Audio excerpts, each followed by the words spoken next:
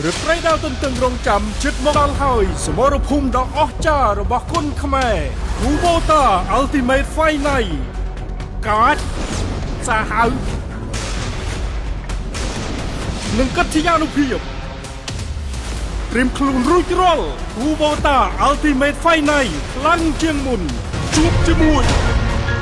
เย็นแรงประกวดជាមួយផលស៊ីលីន